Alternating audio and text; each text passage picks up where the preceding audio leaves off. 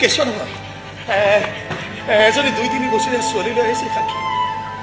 2-3 বছৰীয়া ছোৱালী মোৰে চাইছে সাক্ষীয়ে কৈছে মোৰ একেবাৰে ছোৱালীৰ বাপে খোৱা ইচ্ছা আছিল হয় ছোৱালী ভগৱানে তোমাৰ ইচ্ছা পূৰণ কৰি দিব ছোৱালীজনে মোক দেতা দেতা বুলি মাতিছিল জানিলে মই দৌৰি গৈ ছোৱালীজনীক কোলাত তুলি ল'ব খুজিতে সপোনটো ভাঙি থাকিল চকু দুটা মেলিহে গম পাওঁ মই ডকাইতে কাৰোবাৰ দেউতা কম কেনেকৈ এই সাক্ষী